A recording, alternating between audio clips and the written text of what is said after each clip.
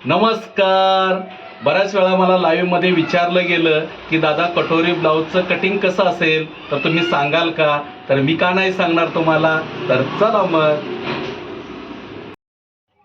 आपल्याला कटोरी ब्लाऊज त्या पद्धतीने कटिंग करायचंय ना, तर माझी पद्धत अशी आहे की अगोदर मी असा पूर्ण फर्मा तयार करून घेतो, तो पुढच्या भागाचा. आता बघा मी काय केलेलं आहे, अगोदर पूर्ण उंची अधिक अर्धा इंच घेतलेलं आहे बरोबर. त्यानंतर पावणे 3 इंच किंवा 2.5 इंच गळ्याची रुंदी घेतलेली आहे. त्यानंतर शोल्डर, जेवढं शोल्डर असेल मापाचं तर तेवढं घेतलंय, त्यात अर्धा इंच वाढवलेलं आहे. जर अंगावर शोल्डर घेतलं तर आपण मागच्या गळ्याच्या हिशोबाने आपण ही शोल्डरची पट्टी तयार ठेवायची, त्यात अर्धा इंच मिसळून. मग मुंड्याची खोली मी 5.25 दोरावर घेतलेली आहे. 5.25 दोरा म्हणजे एक रेख पुढे. त्यानंतर मागच्या मुंड्याचा हा सेप दिलेला आहे मी, आणि त्याच्या पुढे अर्धा इंच आतल्या मुंड्याचा सेप दिलेला आहे. त्यानंतर छातीचा चौथा भाग अधिक 1.25 इंच घेतलेला आहे. कमरेचा चौथा भाग अधिक 2.5 इंच घेतलेला आहे. 2.5 इंच का, तर पाठीमागचा टक्स मारण्यासाठी याच्यात मार्जिन मी 1 इंच वाढवलेलं आहे. आणि पुढचा गळा जेवढा आहे तेवढा मी त्या पद्धतीने घेतलेला आहे. त्यानंतर आता बघा, इथून इथपर्यंत मिड टक्सची उंची घेतलेली आहे, ते 9.5 पावणे 10 ते 10च्या दरम्यान येऊ शकते. त्यानंतर ही सरळ रेष ओढलेली आहे, मग त्याच्या खाली मी 2 इंच घेतलेले आहे. त्यानंतर ती सरळ रेष ओढलेली आहे, मग याच्यावरती मी 1 इंच घेतलेलं आहे, आणि इथून हे अंतर 3.25 इंचाचं घेतलेलं आहे. सगळ्यांना 3.25 इंचाचं अंतर मी घेतो, आणि हे 1 इंचाचं अंतर पुढे आहे. म्हणजे ह्या पद्धतीचा हा खालचा योग पीस तयार झाला आपल्याला वेगळा. मग त्यानंतर हा कटोरीचा जो सेप आहे तो मी मापाच्या प्रमाणे इथपर्यंत जोडून घेतलं, आणि त्याच्या पुढे मी अर्धा इंच मार्जिन ठेवलं. जर मापाचा नसेल तर आपण साईज प्रमाणे कटोरीची साईज वाढवू शकतो. आता हे मला 48 मापाचं कटोरीची साईज आहे, तर मी काय केलेलं आहे माहिती आहे का, मापाप्रमाणे घेतलेलं आहे. जर नसेल मला मापाचं तर मी याच्या दुप्पट इथपर्यंत वाढवू शकतो, आणि त्याच्यात अर्धा इंच मिळवू शकतो बरोबर. आणि आता इथला जो सेप घेण्यासाठी जे केलेला आहे मी, इथून 1 इंच ते 1.25 इंचाच्या अंतराने वरपर्यंत घेतलेलं आहे. आता बऱ्याच जणांचा प्रश्न असतो की इथला मुंड्याचा मध्ये किती अंतर असावा, तर ते माझ्या कटिंगमध्ये कधी त्याचा विचार मी केलेला नाही, कारण मी जो पद्धतीने कटिंग करतो ते मला बरोबर ब्लाऊजला होऊन जातं. त्यामुळे मी इथला अंतर मी कधी मोजलेलाच नाही आहे, आणि मोजायची मला आवश्यकता पण भासलेली नाही. तर हे आपण बघू शकता, पूर्ण पुढच्या भागाचं मी फर्मा असा तयार केलेला आहे. आता याच्यावरनं मी मागचा भाग काढणार आहे, तोही कापडावर काढणार आहे. तर आता मागचा भाग काढण्यासाठी मी चालू करतो. आता मागचा भाग काढायसाठी आहे ना, हे पुढचा तयार केलेला फ्रंटचा फर्मा आहे ना, मी असाच ठेवणार आहे सरळ ह्या हिशोबाने.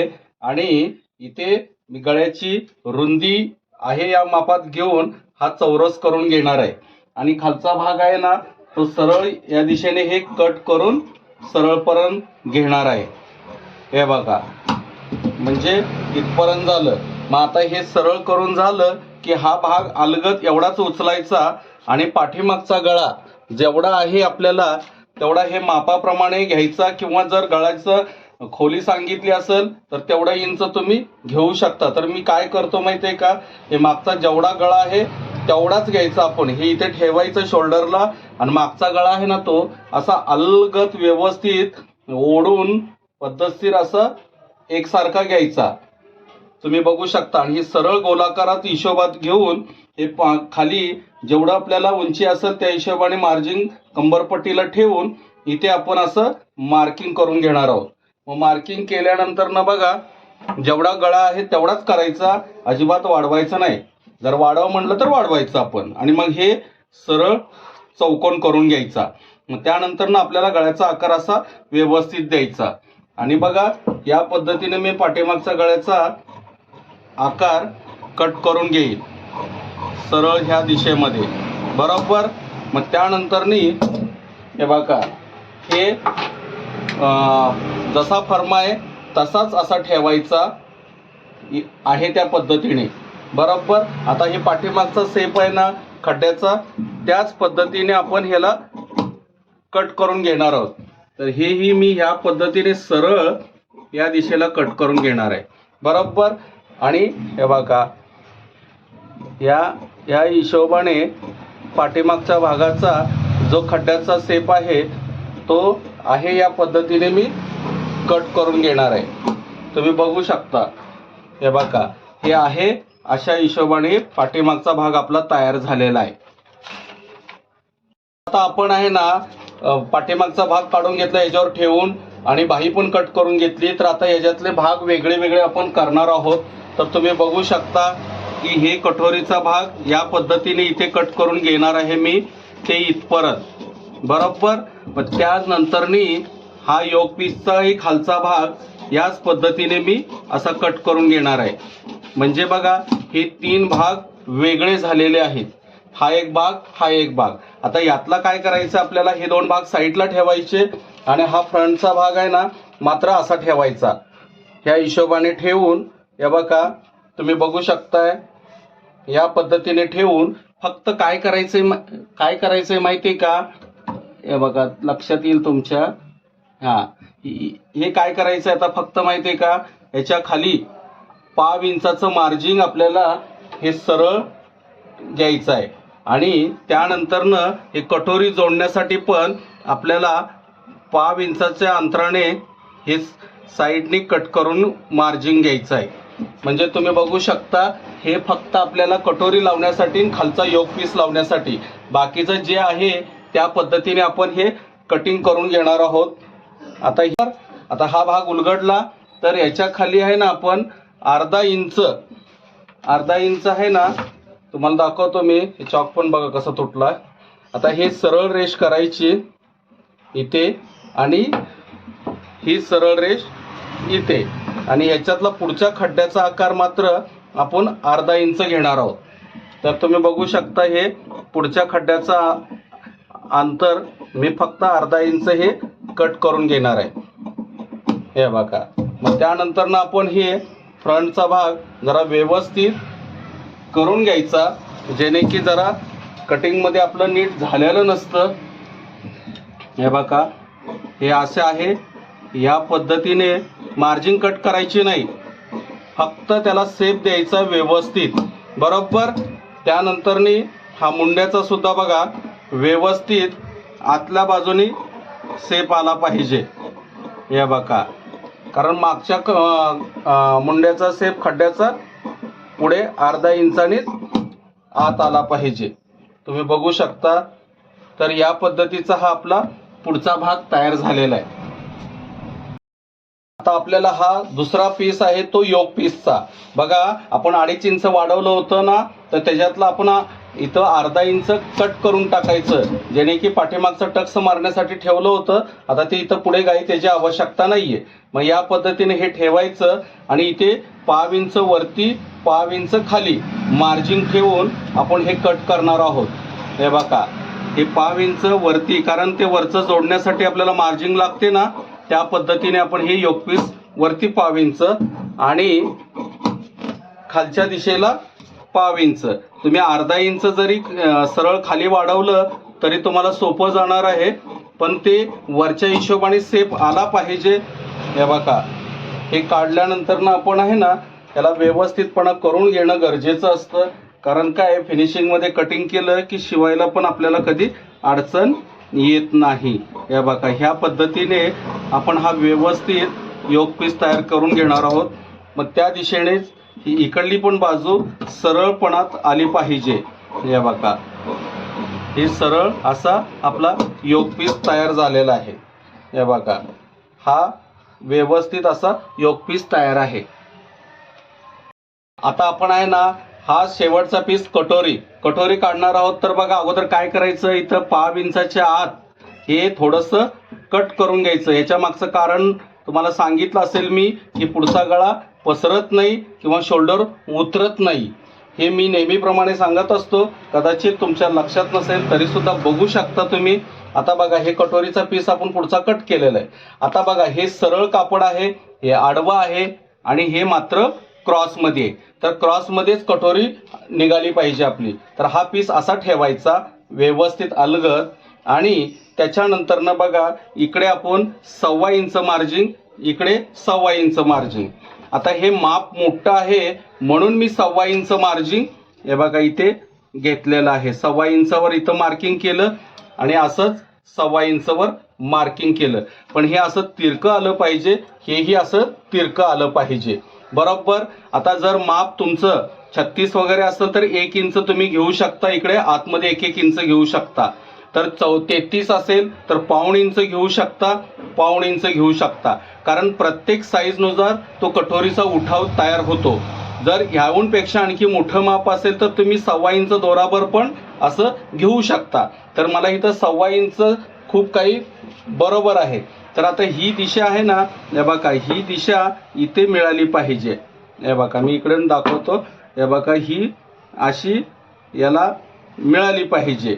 आणि इथे मात्र 1.25 इंच मार्जिन ठेवून, हे बघा 1.25 इंच मार्जिन ठेवून हे जेवढं आपल्याला घेतलेलं टक्सचं माप त्याच पद्धतीने हे बघा ह्याला गोलाकार शेप देत यायचं.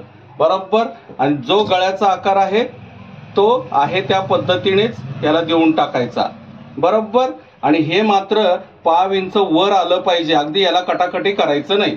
आणि त्यानंतर खाली 2 इंच अंतर खाली ठेवायचं. हे बघा 2 इंच अंतर आपण खाली ठेवायचं आणि हा सेंटर याला मिळवायचा आणि हा सेंटर याला मिळवायचा. त्यानंतरनी ह्याच्यामध्ये आपण टक्सच्या उंचीची लाईन मारलेली आहे, तर ह्या कागदाच्या एवढाच मध्य काढायचा. तर याचा मध्य किती निघतोय तुम्ही बघा. हा मला आलेला आहे 6.5 पावणे 7 आलेला आहे. तर 3.25 दोराबर 3.25 दोराबर ह्याचा माझा मध्य आलेला आहे. बघा हे मध्य आल्यानंतर ना थोडंसं घट्ट पद्धतीने करायचं, जेणे की इथं ते उमटलं जातं. इथं मार्किंग केल्यानंतर काय करायचं माहिती का. हे बघा ह्या जसा आहे कटोरीचा आकार त्याच पद्धतीने मार्जिंग वाढवत आपण इथं खाली मिळणार आहोत. बरोबर. मग त्याच हिशोबाने पुढच्या गळ्याचा जसा गळा आहे तसाच आपला हे आकार गेला पाहिजे. या बघा. आणि इथे कट केलेलं होतं ना, याच दिशेला घासून गेलं पाहिजे, इकडं अंतर सोडायचं नाही. या बघा हे असं सरळ इथपर्यंत गेलो. मग त्यानंतर ना हा भाग इथे कट झाला पाहिजे. बरोबर. मग इकडला भाग ही याच पद्धतीने असा कट झाला पाहिजे. आलं लक्षात. आता इथपर्यंत आलोत आपण. आता हा भाग असा अलगद उचलून काढायचा. मग आता कटोरी कशी करायची ते मी सांगतो. आता बघा कटोरी तर आपण काढून झाले सगळं मार्किंग करून. याला व्यवस्थित जरा प्रेस करून घ्यायचं आणि आपल्याला हवं त्या पद्धतीने व्यवस्थित ह्याला शेप देऊन एकसारखंपणाने करून घ्यायचं. मार्जिन कट करायची नाही, फक्त नकळत. हे बघा मी केवढंसं कट केलेलं आहे, अगदी नकळत कट करायचं. आणि इकडला समोरला भाग ही सरळ आहे का नाही ते आपल्या नजरेने बघून घ्यायचं. जर नसेल तर आपण हे सरळ करायचं.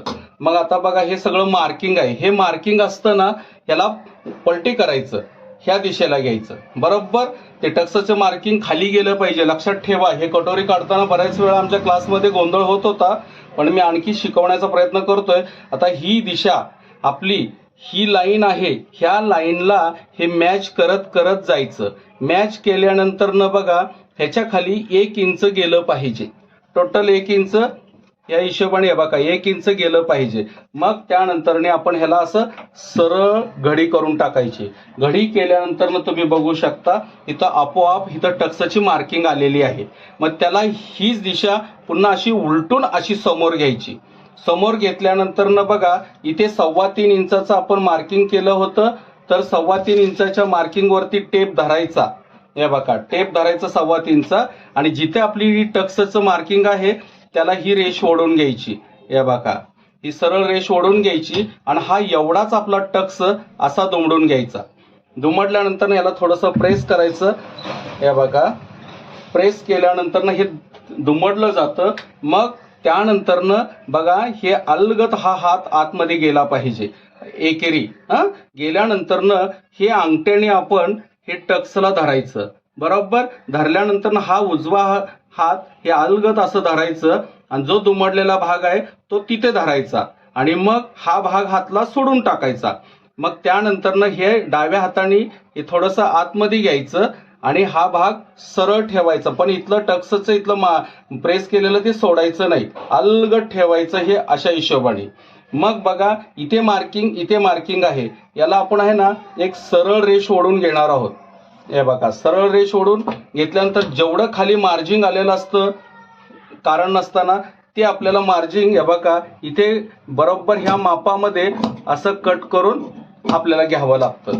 मग घेतल्यानंतर तुम्ही बघू शकता या पद्धतीची आपली व्यवस्थित अशी कटोरी तयार होते.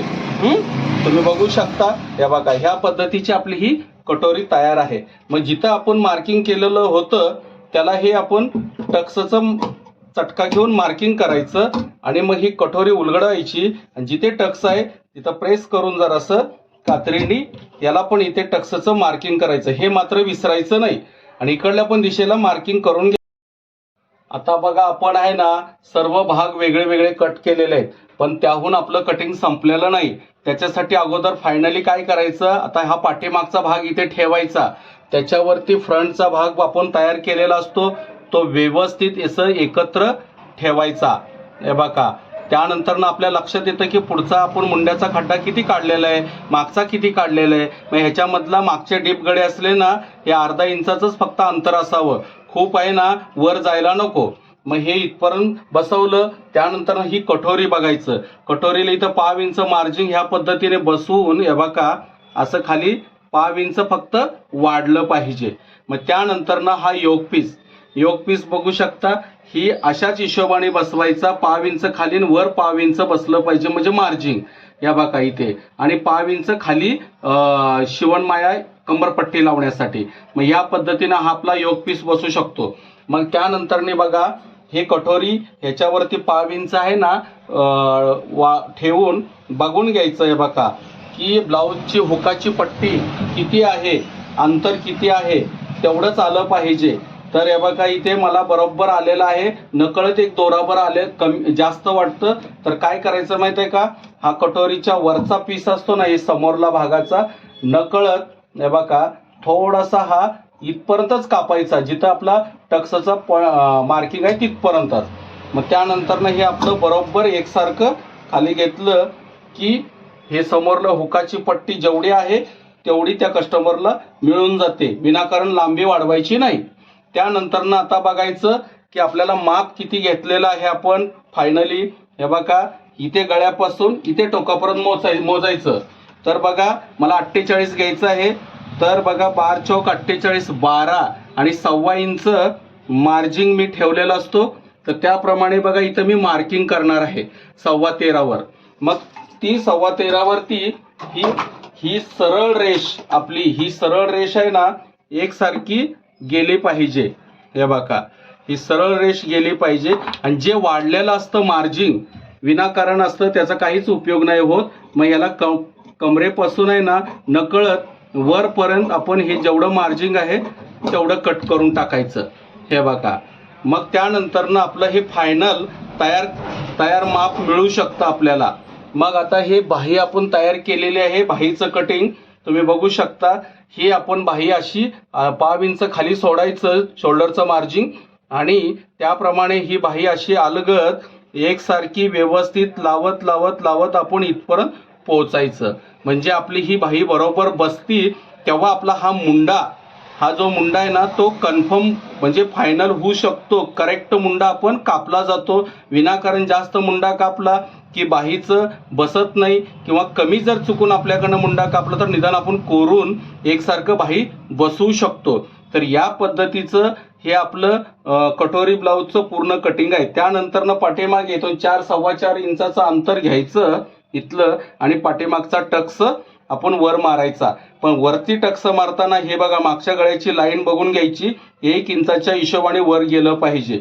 जर गळा मागचा लहान असेल तर तुम्ही खाली टक्स मारू शकता, गळा आणखी खाली गेला तर याच्यापर्यंत वरपर्यंत तुम्ही टक्स मारू शकता. तर बघा हे मागचा भाग, हे फ्रंट, ही योग पीस आणि त्यानंतरने आपली ही कटोरी आणि ही आपली तयार केलेली बाही. तर या पद्धतीचं मी कटिंग केलेलं आहे. माझ्या पद्धतीने बरोबर ब्लाऊज बसतात. आता तुम्ही या पद्धतीने कटिंग करून बघा आणि केल्यानंतर तुमच्याही लक्षात येईल की आपण हे कटोरीचं ब्लाऊजचं कटिंग करू शकतो या पद्धतीने. तर करा प्रयत्न, नक्की होईल.